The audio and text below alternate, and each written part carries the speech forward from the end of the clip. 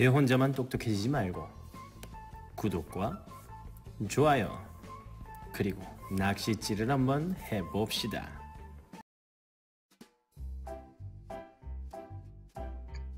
똑똑똑 택배 왔습니다. 정선우 선생님과 함께하는 즐겁고 재밌는 사회 시간이 돌아왔습니다. 반가워요.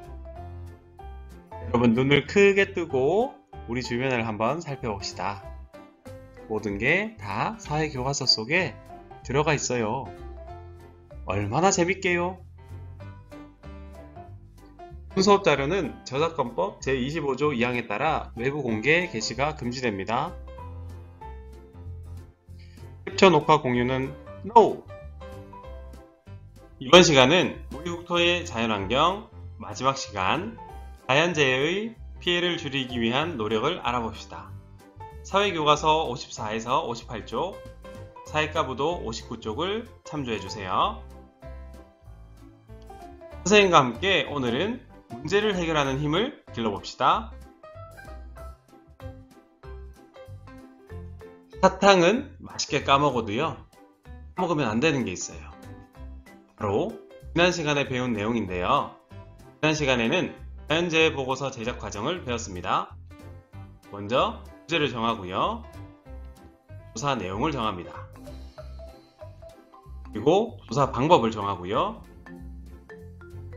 조사 방법을 정한 것을 바탕으로 조사하고 정리를 합니다. 그것을 바탕으로 조사 보고서를 작성하죠. 마지막으로 친구들과 선생님께 발표를 하면서 서로 피드백을 하면 좋습니다. 여러분, 이런 체험을 혹시 해본 적이 있나요? 이 사진은 바로 태풍 체험을 하고 있는 장면입니다. 이 사진은 무엇을 하는 장면일까요? 네, 맞아요. 지진 대피 훈련을 하고 있는 장면이죠. 손으로 머리를 가리고 대피를 하고 있네요. 여러분, 이 훈련은 도대체 왜 할까요? 바로 여러분과 우리의 안전을 위해서겠죠. 자연재해로부터 우리의 안전을 지키기 위해서는 어떻게 해야 될까요? 이전 시간에 배웠던 다양한 자연재해 중 하나인 황사, 그리고 가뭄, 여름의 대표적인 자연재해인 폭염과 홍수, 가을의 대표적인 자연재해였던 태풍, 겨울의 한파와 폭설까지, 이 많은 자연재해들 때문에 지금 선생님 표정 보세요. 선생님 표정이 굉장히 좋지 않죠? 너무 피해를 많이 받아서 눈물이 날 것 같아요. 여러분, 선생님을 지켜줄 수 있나요? 선생님을 지켜줄 수 있는, 그리고 우리를 지킬 수 있는 두 가지 방법이 있습니다. 이 방법으로 인해서 선생님은 다시 활짝 웃을 수 있어요. 여러분, 도와줄 수 있죠? 오늘은 자연재해의 피해를 줄이기 위한 노력을 알아봅시다. 자연재해의 피해를 줄이기 위한 노력을 알아보기 전에 오늘의 핵심 단어를 살펴보겠습니다. 먼저 예보가 있는데요. 예보는 미리 예자와 알릴 보자가 합쳐져서 앞으로 일어날 일을 미리 알린다는 뜻입니다. 그리고 첫 번째 핵심 단어는 특보가 있습니다. 특보는 예보에서 나온 말로 특별할 특, 알릴 보자가 합쳐져서 특별히 미리 알리는 것을 특보라고 합니다. 특별한 예보겠죠. 특보의 예로는 날씨를 미리 알려주는 기상특보가 있습니다. 기상특보에는 주의보와 경보가 있는데요. 주의와 경보 중 자연재해의 위험성이 더 큰 것은 어떤 것일까요? 바로 경보입니다. 이것을 바탕으로 첫 번째 활동 시작하겠습니다. 기상특보의 종류를 알아볼 건데요.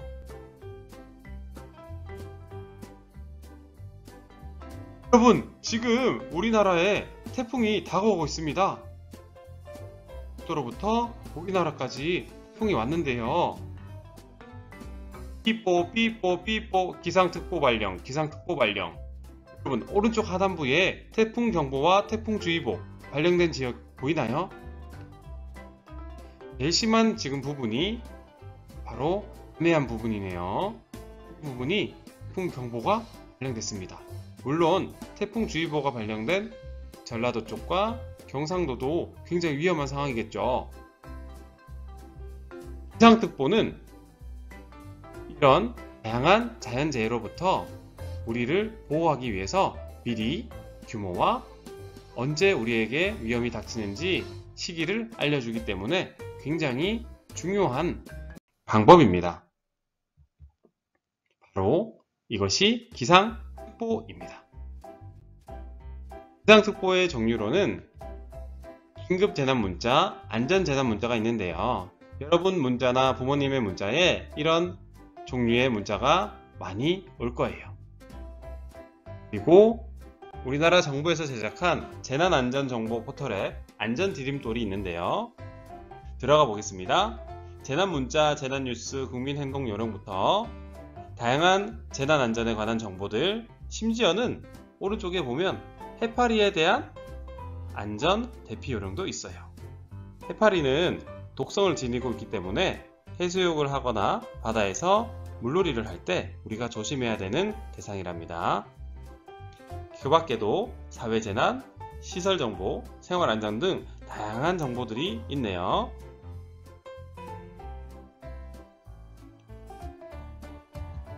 횡보로 예보하지 못하는 자연재해가 혹시 있을까요? 선생님이 힌트를 하나 주자면 이전 시간에 기후의 영향을 받지 않는 자연재해가 있다고 했습니다. 여러분 눈치채셨죠? 바로 지진입니다. 지진은 우리의 현재 과학기술로는 예측을 할 수가 없다고 하네요. 굉장히 안타깝죠? 그래서 이런 수많은 자연재해를 대비하기 위해 기상특보를 활용하여 우리가 피해를 최소화할 수 있지만 지진은 우리가 예측할 수가 없어요. 그럼 선생님이 다시 눈물이 날 것 같아요. 여러분, 그런데 선생님을 둘러싸고 있는 또 한 가지 방법이 있는 것 같아요. 이것이 바로 지진이 발생했을 때 바로 행동요령입니다. 이 행동요령으로 지진으로부터 멀어지고 다시 행복한 삶을 살 수 있을 것 같아요. 한번 알아보도록 합시다. 첫 번째 활동은 지진 발생 시 행동요령 살피기입니다. 먼저 지진 발생 시 행동요령으로는 4가지가 있는데요. 집안에 있을 때는 탁자 아래로 들어가 몸을 보호해야 합니다. 그래야 여러분 머리나 신체에 각한 물건이 떨어지지 않겠죠. 두 번째는 등교나 학교 중일 때, 즉 야외에 있을 때는요, 가방이나 손으로 머리를 보호해야 합니다. 그러면 머리가 가장 부위겠죠. 신체에서 가장 중요한 부위가 바로 머리니까요. 그리고 승강기에 있을 때는 모든 층에 버튼을 눌러서 가장 먼저 열리는 층에 내린 후 계단을 이용해 건물 밖으로 나가야 합니다. 엘리베이터는 중간에 멈춰서 추락을 할 수가 있기 때문에 굉장히 위험하거든요. 잊지 마세요. 이것은 지진 대피 점검표인데요. 이번 기회를 통해서 선생님도 한번 체크를 해봤어요. 먼저 가정용 소화기는 마련해 두었고요. 부러지기 쉬운 물건을 가공이나 높은 곳에 두지 않았습니다. 그리고 이번 수업을 준비하면서 선생님 스마트폰에도 안전 디딤돌 어플을 설치해 두었습니다. 여러분도 이 수업이 끝나고 꼭 안전 디딤돌 설치해 주세요. 다음으로는 자연재해가 발생했을 때 대처 방법을 알아보겠습니다. 먼저 앞서 얘기했던 지진이 발생했을 때는 손이나 가방 등으로 머리를 보호하고 위험물로부터 몸을 피해야 합니다. 우리 신체에서 가장 중요한 부위가 바로 머리겠죠? 홍수 발생 시 높은 곳으로 대피하고 구조를 기다리는데요. 물론 해안가나 하천 주변 계곡 등 휩쓸릴 우려가 있는 곳에는 가면 안 됩니다. 태풍이 발생하기 전에는 창문과 창틀이 분리되지 않도록 테이프로 단단히 고정시킵니다. 거센 바람을 막기 위해서죠. 한파와 폭설 발생 시 체온을 유지하기 위해 옷을 두껍게 착용하고요. 특히 눈이 쌓인 지붕이나 고드름이 있는 곳은 접근하면 안됩니다. 눈이 한꺼번에 떨어지거나 고드름이 떨어지면 여러분이 다칠 수가 있으니까요. 태풍이 발생했을 때는 테이프로 창문과 창틀을 단단히 고정시키고요.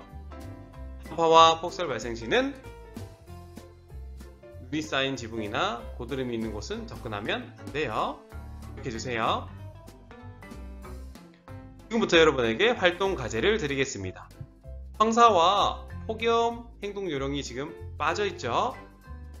바로 여러분에게 임무를 맡길 텐데요. 먼저 파를 그려주시고요. 밑에는 행동 요령을 적어주세요. 지금부터 영상을 일시 정지하시고요. 여러분 스스로 과제를 실행한 후 영상을 다시 재생해주세요. 할 수 있습니다. 좀 이따 만나요.